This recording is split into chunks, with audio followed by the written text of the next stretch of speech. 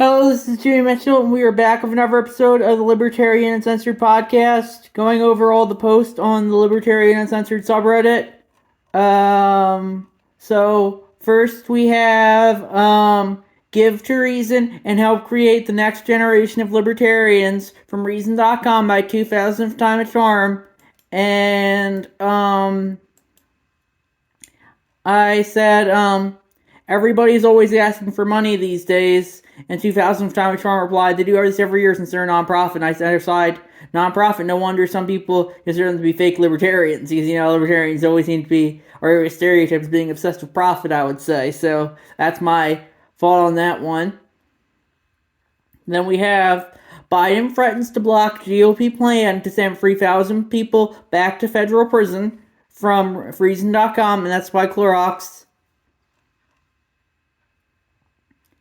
And they said, why care about rehabilitation and recidivism when we can waste more taxpayer dollars and feel good by excessively punishing people? And I definitely would agree that's not good. But Biden and Democrats aren't on your side either. We're going to talk about that later, how the Democrats, they always have stories like this that kind of make them look good. But in the end, they're not on your side, just like the GOP isn't on your side. They're both the same side of the same two-headed authoritarian coin, was to say. Then we have Myth Money Matters from 2000 Time of Charm, and that's a link to a YouTube short from Anthony Davies. And he said the monkey myths about inflation. I think that's good because I definitely think the inflation's right now is very bad, and we need to stop it. We should stop printing all this money, but I don't think that's gonna happen anytime soon. I think we're gonna print as much as possible, and soon it's gonna be like Weimar Germany. Or we'll just have wheelbarrows full of money. It'll all be worthless, and you might as well just use it for kindling, I would say. Then we have The Miracles of Human Cooperation Are Hidden in Plain Sight from Aller.org by that's the American Institute for Economic Research. And I would agree with that. People cooperating is how a lot of our economy works, how people exchange goods and services for one another, and that's how a lot of people can live in such relative luxury compared to the people of the past, I would say. Then we have Government Propagandists Hate You from Spike Cohen on Twitter, and I posted that, and that was his reply to the Inflation is Your Fault article. If people are so mad about high prices, why do they keep buying so many expensive things? By Annie Lowry on The Atlantic. And I said, and people wonder why faith in the alphabet media is at rock bottom. It's just kind of bullies. It's just kind of bullies people and tells them that they're guilty of anything and not that of the institutions themselves. The institutions are always fine. It's always the common man that's guilty, the peasants. And that's why I've stopped caring. Me and a lot of other people stopped caring what they have to say. I do think the inflation is a lot of the fault of the common people or the peasants, not for that the article says, but because the people let it happen. They let the government print as much money as they want to, and they don't call them out on it. And that's something that I think that's a big problem among our society today. Then we have the general who is skilled in defense hides in the most secret recesses of the earth from Sun Tzu, exclamation in comments, and that's a post from Amazing Barracuda 496, and it's a cross post from the anti-slavery meme subreddit, and it's a picture of the two Chad people, for lack of a better word, the very, chiseled people. And he said, a brief history of the Lower Valley as of 1939, never conquered for over a dozen centuries, didn't need any police or jail, probably never had slavery, stable anarchist culture, annually had a ceremony to thank the Lord for their summer butter. And I don't know how true that is, but, it definitely goes to show the strength of these rural, anarchist, hippie communities, I personally don't care. I personally don't know if I want to live like that, but I definitely think they're one of the better ways to live when it comes to our society today. Something like the Acorn community in Virginia, that's something that I think I could be considered one of them, I would say. Then we have Libertarian Party presidential debate from two doomed men on YouTube, and that was the debate recently they had in Connecticut. And I said today's presidential debate from the LP Connecticut Convention. Then we had Libertarian Solutions to Border Control, and I posted that and I said, I would say that the big problem when it comes to the border is like most issues as a result of forced collectivism. I think if individuals or voluntary collectives want to enforce property rights, they should be able to do so, but I don't want the forced collective known as the state to do so. I also think people have a right to free travel. If people want to justify and force to defend what they view as their property, I think they have every right to do so. As a libertarian, I don't like telling people what to do.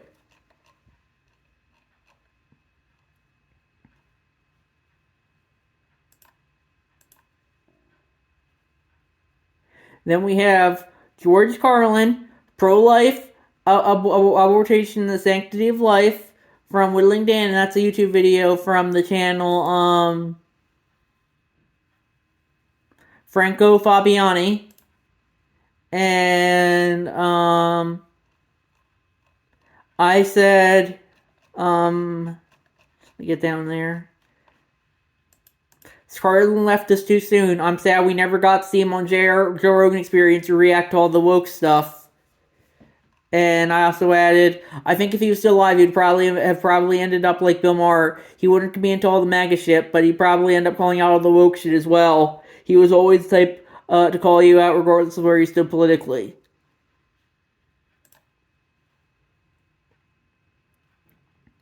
Then we have Liz Cheney lost her seat by 36 points. She was only elected in the first place because of her dad, yet corporate media can't get enough. They treat her like a wise, vital statesman for one reason. She hates Trump. That's all it takes. She'll get rich from liberals buying her book from Glenn Greenwald on Twitter, and I posted that, and I said, if you say the magic words of Orange Man Bad, all of her sins are forgiven, and you win in the Church of the Alphabet Media.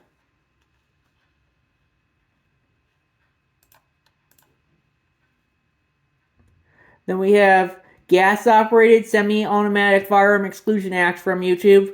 That's a video from Forgotten Weapons. And I definitely don't think we should be restricting any weapons at all, so I would say I'm against the act. I'm pretty much against every government act, I would say, because I don't think the government should be telling you what to do and what not to do, I would say. That's your decision, not that of the government. Then we have top socialist politician caught shoplifting again from newsenglish.no, and that's from Ruin My Circle Jerk. And I would say you shouldn't be shoplifting. I think that's a NAT violation, and I think this is why a good example of why politicians, especially and socialists, they're not your friends. They just want to take your stuff and without exchanging anything. And I don't think that's libertarian. I think libertarian, if you want to exchange people's stuff, or I think you should be able to. But I don't think I think that taking people's stuff without asking by force is a NAT violation, and I don't think that's correct. And they Ruin My Circles were added, and on a comment under the thing they said, I've always said that wealth inequality is a mental health problem, not an economic one. Good to see Norwegian socialists finally recognizing that. I think that's a good point, I would say. Then we have fights over the IRS, border security stall wartime aid to Israel and Ukraine. I have yet to see any downsides, supports to an open border for immigrants, then the GOP will fund Israel as a result. Sign us up from usatoday.com by International Silver 1. And 2000 time of charm commented good, and I replied, agreed, the less the government does, the better. Then we have definitely gun control never applies to them, only the peasants from LP National on Twitter. Well, that's not the name of it, but that's why I call it. That's the meme they posted about the Peanuts kids. Pepper and Patty asked Charlie Brown, why does they want everybody's gun? And Charlie Brown says they're planning to kill us, and they don't want to get shot. And I said, it's funny that a lot of the same people who push for gun control are the hashtag resist people who warn of an inevitable Trump dictatorship.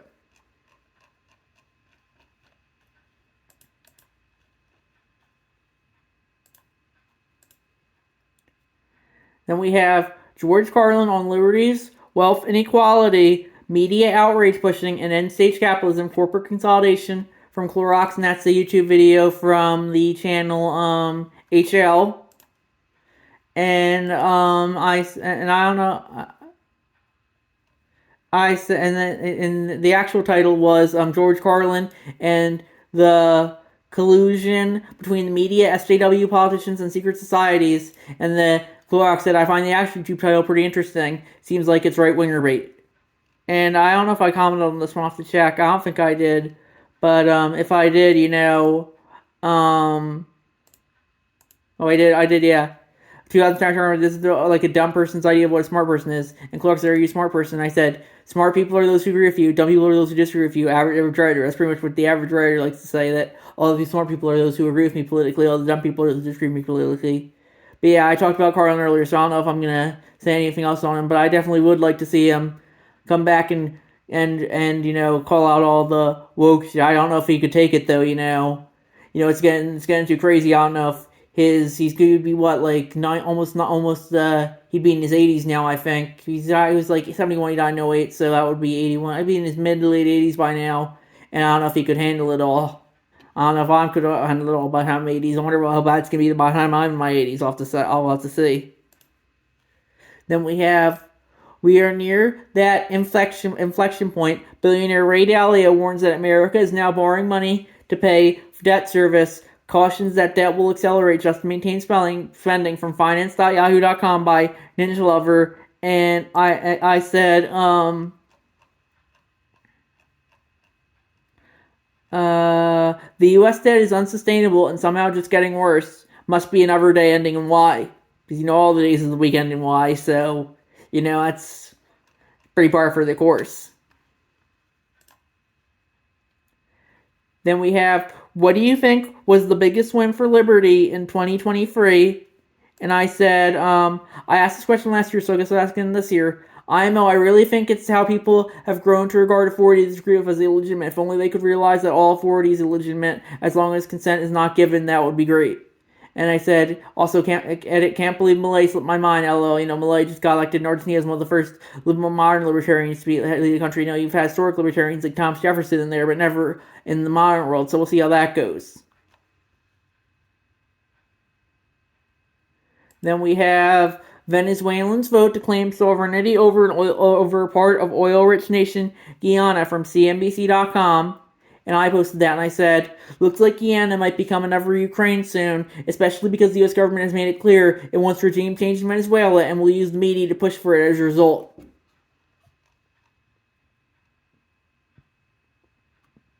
And I added, Maduro, like Putin, is no friend of liberty, and I support the right of the Guyanese people to defend their homeland, but like with Ukraine, I know that the intentions of the U.S. government are not going to be pure. And then Clorox says, does everything need to be pure? Take a purity test before helping allies? I said, what could the U.S. gain from a friendlier Venezuelan government? It can't be the resource listed in the post title, no sir. And that's because, they obviously would benefit on oil reserves. They did have regime change in Venezuela. And I also added, ask yourself why the alphabet media promotes what conflicts it does. It's because of their potential benefits to the U.S. government. It's why the alphabet media won't shut up about Ukraine or Israel, but hasn't even noted stuff like the Central Civil War in the Central African Republic that's been ongoing since 2012. Remember, big government and big media are often intertwined. And, it's important to note that because there is a reason why the government and the media emphasize some issues over others. And that's something that I think is really important to note. Then we have, study finds that left-wing economic ideologies correlate lower intelligence from MCBI to NIH.gov from Rumor My Circle Jerk. And they said, will the server finally accept the science? I'd wager no. And that just goes to show you, that science can just be manipulated into all the studies prove whatever I believe. Rumor My Circle Jerk is obviously, I guess I kind of would agree with that, because economic, left-wing ideology is always kind of like bullying others for their resources, and I don't think that's right. But I don't think science is just become a word to justify what people already believe, and they always have their studies ready, and tell you, oh, masks work, oh, COVID is the deadliest virus ever, whatever the current narrative is, that's what the science says.